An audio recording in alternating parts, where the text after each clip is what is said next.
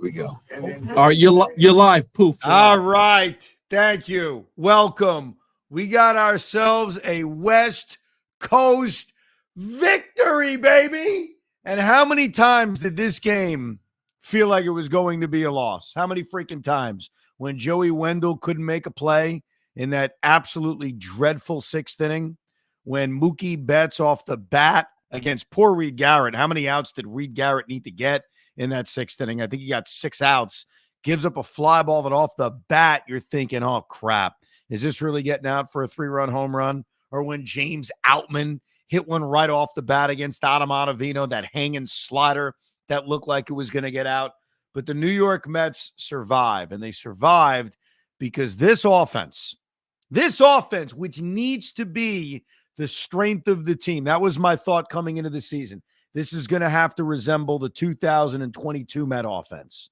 This offense responded at every single turn, from jumping on Yoshinobu, Yamamoto, right from get. Now, they couldn't really finish him off because Yamamoto settled down, but to hitting that Dodger bullpen, Daniel Hudson, Joe Kelly, Ryan Brazier, an outstanding job by the Met offense, and they beat the Dodgers to really begin this West Coast trip off as beautifully as you can imagine. So let's break down this game as we respond, maybe 10 minutes after the Mets beat the LA Dodgers. First of all, if you stayed up for this West Coast Met game, I know it's a Friday night, so that makes it a little bit easier, tad bit easier. All year long, we have been watching games that are 2 hours and 20 minutes. Every freaking night is 2 hours and 20 minutes. And when a game starts at 7:10, that means it's over by 9:30. Great. Kiss your wife, go to bed at a reasonable time. Everybody's happy. They play a Friday night game against the LA Dodgers. And of course, we get a 3-hour game. Of course. Now, who am I to complain about this? All I know is that when I sat down at 10:05 and my scorebook was getting ready, I was thinking to myself, holy crap, I'm not getting through this game. I'm pissed tired. There is no way I'm getting through this game. And I think the reason I was able to survive this 3-hour Met game is because it was damn exciting. It really was. Now let's go right back to the beginning, because in the top of the first inning against Yoshinobu Yamamoto, his curveball looked absolutely unhittable, but you could tell early on what the formula was going to be. Jump on fastballs early in the count. So Starling Marte, second batter of the game, jumps on a fastball that off the bat, I still can't believe didn't get out. Now, that turned out to be a good thing because for whatever reason, the ball was not carrying at Dodger Stadium on this night. So while it may have screwed Starling Marte in the top of the first inning, I think it ended up helping the Mets as the night went on. But after Marte just misses jumping on that fastball first pitch against Yamamoto, Francisco Lindor had an absolute no shot at bat against Yamamoto, and he was gone. Sean Manaea, we needed a bounce back from him, considering what happened a week ago against Kansas City. Gives you a 1-2-3 bottom of the first inning, which may not sound like a big deal, but this Dodger team is so freaking top heavy. And so while the Dodgers have flaws, where they don't have flaws is at the top of the order. Having a look at Mookie Betts, who no one's gotten out this year until tonight, until this game, where the Mets somehow sent them to an 0-for-4. And then you got to deal with Shohei Ohtani. And then you got to deal with Freddie Freeman, who the Mets handled beautifully tonight. But in the second inning, I admit, right after Pete Alonso struck out on 3 pitches and Yamamoto had struck out 3 of the first 4 hitters, I was putting a text message together. And I can't be the only one who had this thought right before the first pitch to DJ Stewart. I took my phone out. I was writing the Mets text chat, which also includes Tiki. And I had it all typed out. It said, Yamamoto feels unhittable. That's the way it felt. Because outside of Marte jumping on that first pitch fastball, top of the first inning, struck out Nimmo, struck out Lindor on 3 pitches, made Pete Alonso look like a fool. And as I'm typing that out, our DJ, our favorite DJ, DJ Stewart, absolutely smokes one against Yamamoto. And again, same formula. Same exact formula. Jump on fastballs early. That's your only chance against this guy. And DJ deposits one into the right field seats. 1-0 New York Mets. Then we get the play that hopefully we're not going to regret for a long time. Francisco Alvarez hits that little tapper in which Will Smith tries to, I guess, like shovel it to Freddie Freeman from about 15 feet away. It goes over Freddie's head. Alvarez falls down, tries to break his fall with his hand. Looks like he injures his thumb again, and then slides into second base. Again, his thumb on the ground. And even though Alvarez stayed in the game, and I think Gary Cohen mentioned this on the broadcast, you always have this fear that a guy will stay in the game and then an inning later will come out. So right now, I mean, I'm a little fearful for Francisco Alvarez. He's cooled off offensively, no doubt, but I think all of us still want to see him out there every freaking day. We don't want to see him shortchanged because of an injury. So this thumb issue, we'll see if it turns into something. You never know. I mean, Brett Beatty's still dealing with a hamstring injury. He was not in the lineup, did not play in Friday night's game. But Alvarez injures the thumb, stays in the game, and you just knew within an inning he's coming out for Omar Narvaez. Where the Mets have to take this seriously is even if Alvarez is day-to-day, you got to get yourself a backup catcher up here. You may force yourself to have to make an uncomfortable roster move like, I don't know, sending out DJ Stewart or Zach Short, as crazy as that sounds, just to get a position player up here, or you just got to IL Alvarez, which I know you'd hate to do, especially if it's only going to be a day-to-day proposition. So keep an eye on that. But after Alvarez gets to second on the gift error by Will Smith and Jeff McNeil strikes out, Harrison Bader. And really, you can look back at this game against the Dodgers, and you could call it many, many things. Francisco Lindor game, we'll get to him later. Beating Yamamoto game. Met offense piling it on game. But you could also call it the Harrison Bader game because he was the master on this Friday night. Behind in the count against a tough righty like Yamamoto, pounds a base hit up the middle. All of a sudden, now it's 3-0 New York Mets. And you're thinking to yourself, here we go, or 2-0 New York Mets. I'm trying to get my count right. I do have my scorecard in front of me. It's the beauty of scoring games, right? I have it right here. 1 and 2, Bader base hit up the middle. And Harrison Bader would go on and give you a 4-hit night. And then they tack on in the third inning. Brandon Nimmo has that great at-bat, drawing a walk. Starling Marte rips a double. And then we get more frustration from Francisco Lindor. Struck out in the first inning. First pitch, second and third, nobody out. Set up to really finish off Yamamoto. He pops it up to short center field. And there was no chance they were going to run on that center fielder, Pages. So Lindor, first pitch pop up. Half of you guys are booing from your homes in New York. Let's be perfectly honest, especially as a left-hand hitter where he has looked completely lost. Luckily, Pete Alonso made up for it. Had a really good at-bat, worked it to 3-2, and then flicked it in the right field to give him a 3-0 lead. DJ Stewart, give him credit. He's behind in the count 0-2 and just misses a second home run for a sacrifice fly. And the Mets have jumped all over Yoshinobu Yamamoto. Now, to Yamamoto's credit, he settled down. He worked his way through trouble in the fourth inning after they got the back-to-back hits, the ground rule double by Harrison Bader, hit number 2, a base hit by Joey Wendell, and they failed when Nimmo and Marte struck out. And Yamamoto ended up giving them 6 innings, which was actually surprising, especially with the way the Dodgers have handled him so far this season. And then you get Sean Manaea slowly but surely letting them back in the game.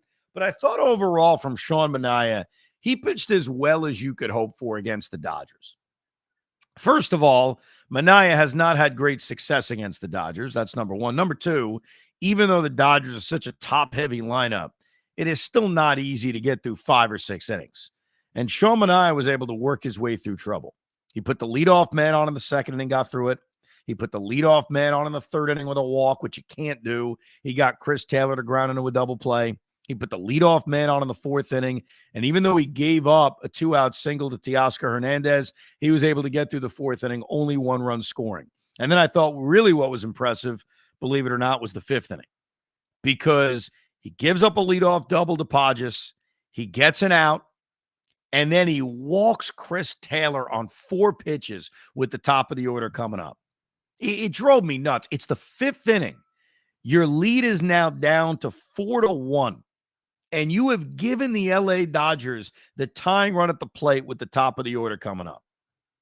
And as this is happening, I'm thinking to myself, and this is the problem, you're watching games on TV. We have no idea who's warming up in the bullpen unless they tell us. Unless they tell us, hey, you know what? Mendy's got two guys warming up. We have no freaking idea. I was so disgusted by that Chris Taylor walk in the fifth inning. I'm looking up saying, please tell me someone's warming up in the bullpen, because I would have pulled his ass right then and there. I don't care what his pitch count is. It's third time around the batting order. You got Mookie Betts, who, yes, he's 0 for 2, but he just missed on both. The first one was a line drive at Lindor. The second one was, I think, a fly ball that was deep to right field. And now you had Chris Taylor, who's in the midst of like an 0 for 30. He's hitting 0-30, and Manaea walks him. But stunningly, he gets through it. Now, he gets very lucky because Mookie Betts jumped on the very first pitch and again just missed a home run. That's what I'm talking about. That's why, as much as Marte just missed a home run in the first inning, how many times did the Dodgers just miss home runs? He does give up the base hit to Ohtani that made it 4-2, and then shockingly strikes out Freddie Freeman. So I give Manaea credit. He was not dominant by any stretch. He issues a 4-pitch walk to the ninth place hitter when you've got Betts and Ohtani and Freeman coming up. But to his credit, man, he got through it. And even though Manaea's pitch count was only 85, I understood Carlos Mendoza saying, you know what? I'm getting this guy out of the game. I have a bullpen I could trust, so I'm getting him out. Now, he goes to Reed Garrett, who has been, let's face it, he has been the best story of this entire season for us this year. The fact that Reed Garrett has been as dominant as he has been like the secret weapon. And I wasn't sure he was going to go to him here because Reed Garrett has been used basically on 3 days rest every time they used him. So I guess this is 3 days rest too. Let me see. The last time he pitched was Tuesday's game. So no, it's 2 days rest. It's Wednesday and Thursday. And remember, Reed Garrett threw 2 innings of that game and threw a lot of pitches. So I wasn't sure that Mendy would go back to Reed Garrett, and he does in the 6th inning. I got no problem with that. You got a completely fresh bullpen. Sean Manaea was lucky as hell. Lucky as hell he got through those 5 innings. So fine, go to Reed Garrett. And then we got tortured by Joey Wendell. Look, the Mets won a game. I don't want to be negative. I should be very, very happy. And I am happy. I'm also punch drunk, but I'm very happy. Who isn't happy? If you're watching this crap right now, you're either drunk or you're happy. There's no in between. But Joey Wendell, dude, you're supposed to be a good defensive player. You are a good defensive player. Reed Garrett gets a weak ground ball to third base off of the bat of Will Smith. And Joey, I don't know what the hell Joey Wendell was doing. I don't know what the hell was going through his mind.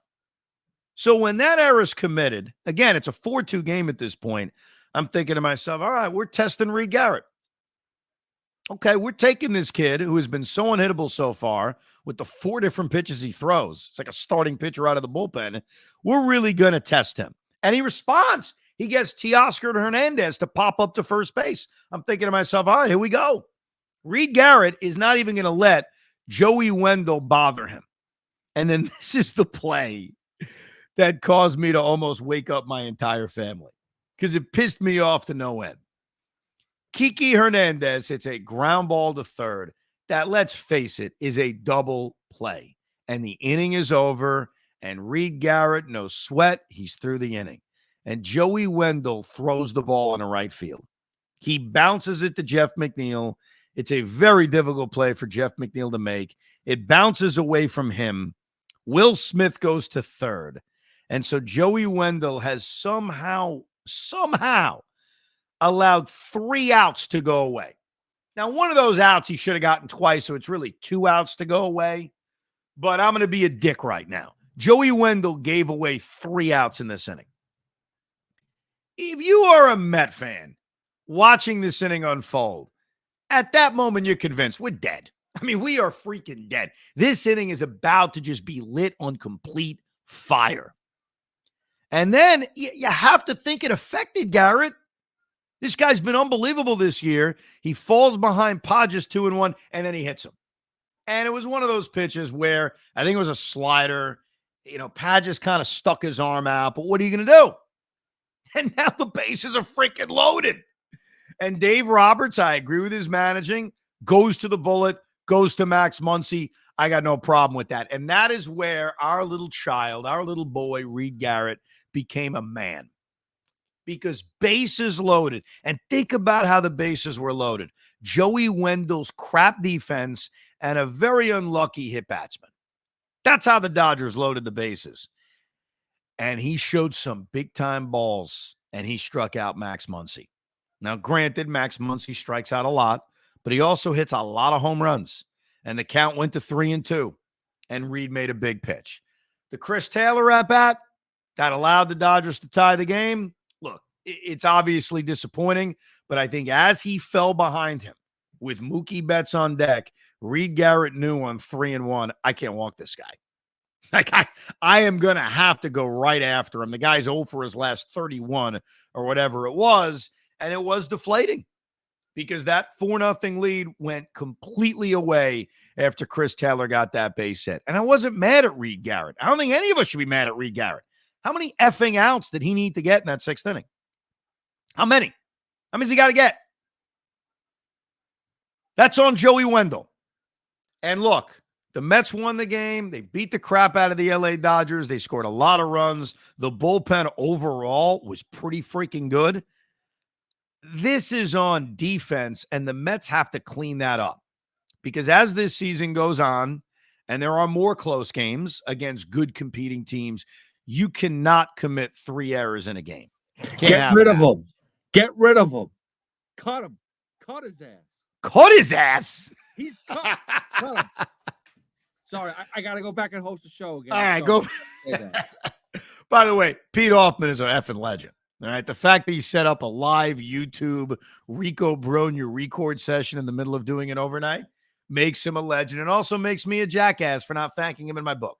It's a reminder that I'm a real moron sometimes. But you know what I've learned about life?